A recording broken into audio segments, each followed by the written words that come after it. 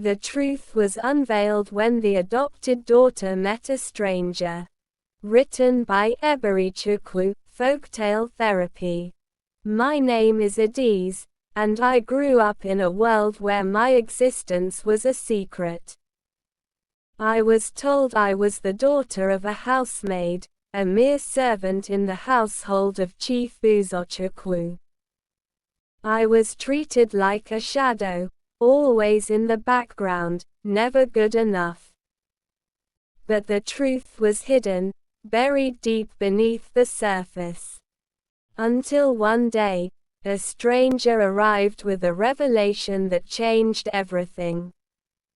I was 25 when I met Dr. Nwosu, a kind-hearted doctor who noticed something peculiar about me. He asked me about my family history, and I shared what I knew. He listened intently, his eyes filled with compassion. A few days later, he called me to his office, his voice trembling with excitement. "Adiz, I have something important to tell you," he said. He showed me a file, filled with documents and photographs. "You're not who you think you are," he said gently. The truth was staggering. I was the biological child of Chief Uzochukwu, born out of wedlock. My mother, a young woman named Nena, had been in a relationship with him, but she was forced to give me up. The DNA test confirmed it. I was the chief's daughter, and I had a right to my inheritance. I confronted the family, and they were shocked, ashamed, and apologetic. But I didn't need their apologies. I needed the truth, and I needed justice. With the help of Dr. Nwosu and a lawyer, I fought for my rights and my inheritance. It wasn't easy, but I persevered. The journey was long and arduous, but I was determined to uncover the truth and claim my rightful place. I faced many challenges along the way, but I refused to give up. As I navigated the complex web of family dynamics and legal battles, I discovered more about my mother's past and her relationship with Chief Uzochukwu. It was a complicated and painful history, but it was also a testament to the strength and resilience of my mother. In the end, justice prevailed, and I was recognized as the chief's daughter. I was welcomed into the family, and I began to build a relationship with my newfound relatives. But my journey didn't end there. I realized that there were many others like me, young women who had been abandoned or silenced. I decided to use my experience to help others, and I started a foundation to support women in similar situations. Through my foundation, I provided support and resources to women who had been marginalized or oppressed. I helped them find their voice and claim their rights. And I became a symbol of hope and resilience for many. As I looked back on my journey, I realized that the truth had set me free. I was no longer a shadow, no longer a secret. I was a daughter, a woman, and a force to be reckoned with. I was hidden, but now I'm revealed. I'm a daughter, a woman, and a force to be reckoned with. This quote resonated deeply with me, and I knew it would inspire others to find their strength and voice. I had finally found my place in the world, and I was determined to make the most of it. I was Adiz, the chief's daughter, and I was proud of who I was. With my newfound identity, I was able to live my life authentically and pursue my passions. I was grateful for the journey, difficult as it was, because it had led me to where I was meant to be. And as I looked to the future, I knew that I would continue to grow and thrive, using my experience to help others and make a positive impact on the world. The unveiling of the truth had changed my life forever, and I was grateful for it. I was no longer living a lie, and I was finally able to be myself. I hoped that my story would inspire others to seek the truth and stand up for their rights. I knew that it wouldn't be easy, but I believed that it was worth it. In the end, the truth had set me free, and I was determined to use my freedom to make a difference. I was at ease, and I was proud of who I was.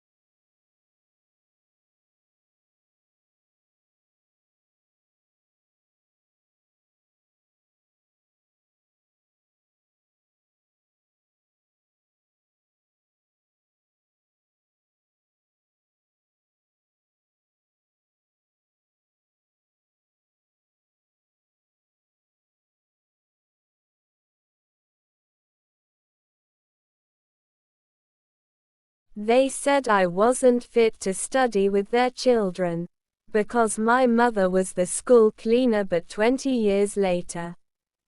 Written by Eberichukwu, Folktale Therapy. My name is Grace, and I grew up in a small village, where opportunities were scarce. My family struggled to make ends meet, and I often had to walk miles to attend school. But I was determined to succeed. I studied hard, and my efforts paid off when I earned a scholarship to attend a prestigious university. After graduating, I started working as a teacher in a local school. I saw the same challenges that I had faced reflected in the eyes of my students, and I knew that I had to do something to help. I started a non-profit organization that provided educational support to disadvantaged children. We offered scholarships, mentorship, and vocational training, and slowly but surely, we began to see results. Years later, I received an invitation from my former school to return and give a speech. As I stood before the assembly, I saw many familiar faces, including my former principal. He looked older, but his expression remained stern. I spoke to the students about perseverance, hard work, and the importance of education. I shared my story, and many of them were inspired by my journey. Though I noticed that as I stood before the assembly, I felt a sense of pride and accomplishment. I had come a long way from the small village where I grew up, and now I was back, inspiring a new generation of students. My speech was met with enthusiasm and applause, and I could see the fire of determination ignite in the eyes of my young audience. After the speech, the principal's offer to take over as headmistress was a surprise, but I knew it was an opportunity I couldn't miss. I threw myself into the role, working tirelessly to implement new programs and initiatives that would benefit my students and the community. One of the first changes I made was to introduce a mentorship program, where my students would be paired with successful professionals in the desired fields. I also established partnerships with local businesses to provide vocational training and internship opportunities. As the school began to thrive, my nonprofit organization continued to grow and make an impact in the community. I was able to provide scholarships to more students, and my organization became a beacon of hope for those who thought they didn't have a chance.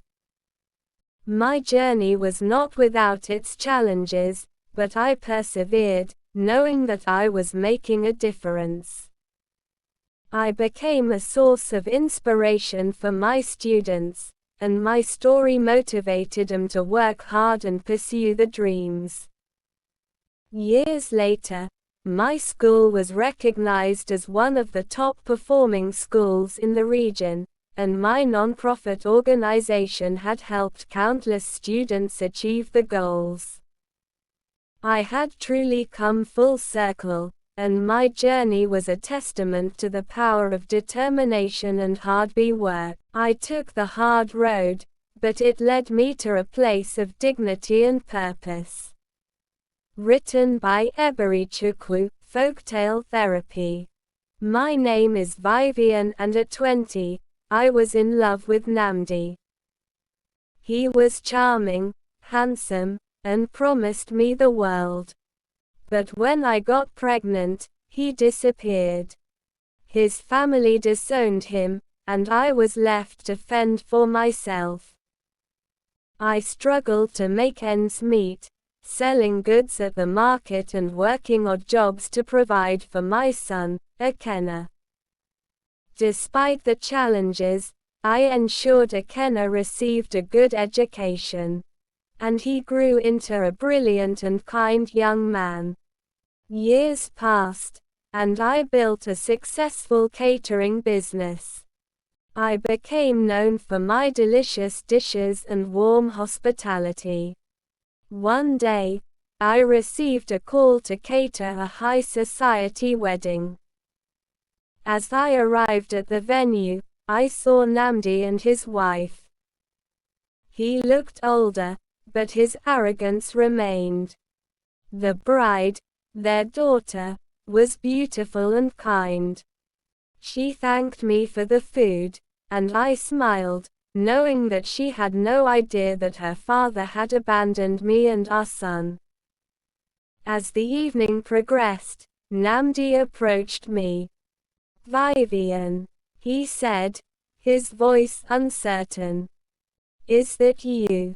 I looked up, smiled calmly, and said, "Long time." He seemed taken aback by my composure. "I didn't expect you to do so well," he said. I laughed lightly. "I didn't expect to be serving food at your daughter's wedding either," I replied. He looked at me with a mix of guilt and admiration. "I'm sorry," he said. "About everything." I nodded. "I forgave you years ago. You gave me Akena, and he's the best thing that's ever happened to me." He paused, then asked, "Can I see him?"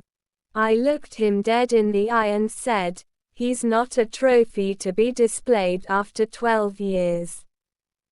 He's a successful young man, and he's doing just fine without you." Then I walked away, feeling a sense of closure and triumph. I had built a life, raised a wonderful son, and proved to myself that I was capable of overcoming any obstacle. As I walked away from Nnamdi, I couldn't help but feel a sense of vindication. I had spent years rebuilding my life, focusing on my catering business, and raising Akena to be a kind and compassionate person. As I drove home, I reflected on the journey that had brought me to this moment. My thoughts drifted back to the early days, when I had struggled to make ends meet. I remembered the countless nights I'd spent worrying about how to pay the bills, how to put food on the table, and how to give Akena the best possible life. But I also remembered the small victories, the moments of joy that had sustained me through the darkest times. When I arrived home, Akena was waiting for me, eager to hear about the wedding. I smiled, feeling grateful for the loving relationship they shared. "It was a beautiful wedding, sweetie," I said. "But the best part is that we're doing well, and that's all that matters." Akena nodded, understanding the importance of family and relationships. "I'm glad we're doing well, Mom," he said. "You're an amazing woman, and I'm proud of you." My heart swelled with pride and love for my son. I knew that I had done something right, that I had raised Akena to be a good person. As we hugged each other tightly, I felt a sense of peace wash over her. In the days that followed, I couldn't shake off the feeling that I had finally found closure. I had faced Nnamdi, and I had come out on top. I realized that I didn't need his validation or approval. She had been building a life of her own, one that was filled with purpose and dignity. As I looked to the future, I knew that I would continue to face challenges. But I was ready. I had learned to be strong, to be resilient, and to find joy in the simple things. And with Ekene by my side, I knew that I could overcome anything. The next morning, Ekene came looking at me with sense of pity. Maybe because of what I've passed through seeing him through in life. I said, "My son, never mind, I'm good, we are good, God is also good." Ekene nodded, and we hugged each other tightly. We had been through a lot together, but we had come out stronger on the other side. As I looked at my son, I knew that I had done something right. I had raised him to be a kind and compassionate person, and he would make a difference in the world. And as for Nnamdi, he was just a footnote in our story. A reminder of the past, but not a defining factor in our present or future. I took the hard road, but it led me to a place of dignity and purpose. This quote resonated deeply with me, and I knew that it would inspire others to hold on to hope and never give up on the dreams.